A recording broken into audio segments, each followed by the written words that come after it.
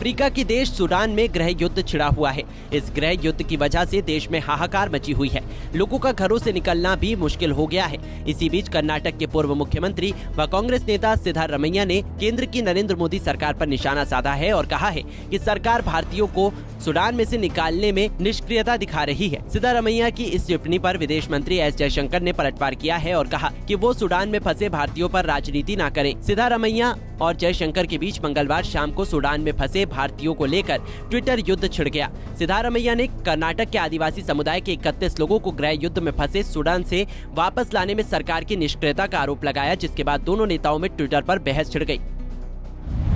सिद्धारमैया ने अपने एक ट्वीट में लिखा, ऐसी खबरें हैं कि कर्नाटक के 31 लोग जो हक्की पिक्की जनजाति के हैं सूडान में फंसे हैं, जहां गृह युद्ध चल रहा है। सूडान में इन जनजातियों के पास खाने पीने के लिए भी कुछ नहीं है और सरकार ने अभी तक उन्हें वापस लाने के लिए ऐसी कार्रवाई शुरू नहीं की है।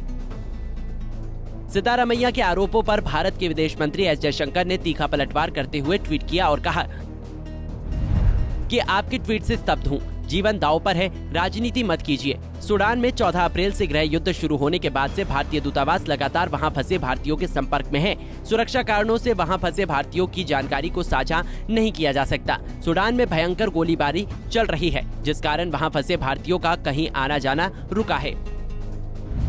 जयशंकर ने सिद्धारमैया की आलोचना करते हुए आगे लिखा कि वहीं फंसे लोगों की स्थिति का राजनीतिकरण करना आपके लिए घोर गैर जिम्मेदाराना है। चुनावी लक्ष्यों के लिए ऐसा करना किसी भी तरह से सही नहीं ठहराया जा सकता।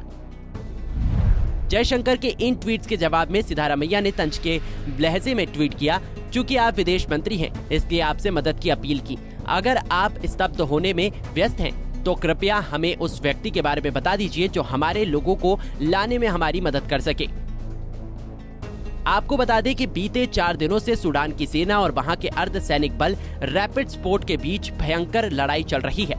इस लड़ाई में अब तक 185 लोग मारे गए हैं और 1800 से अधिक लोग घायल हुए हैं।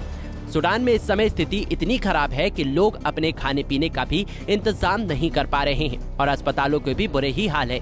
लगातार गोलीबारी होने की वजह से डॉक्टर घायलों तक के इलाज के लिए नहीं पहुंच पा रहे हैं। सूडान में भारतीय दूतावास ने मंगलवार को एक एडवाइजरी जारी करते हुए कहा कि भारतीय फिलहाल खुद को घर में सुरक्षित रखें और बाहर न निकले।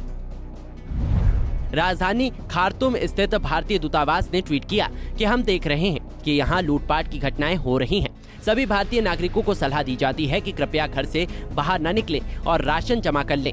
स्थिति कुछ दिनों तक ऐसी ही बनी रह सकती है। कृपया अपने पड़ोसियों से मदद लेने की कोशिश करें, घर पर रहें, सुरक्षित रहें।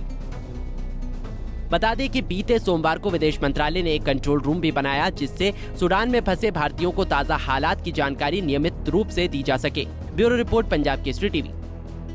हमसे जुड़े रहने के लिए हमारे YouTube चैनल को सब्सक्राइब करें और नई वीडियो की नोटिफिकेशन के लिए बेल आइकॉन को दबाएं।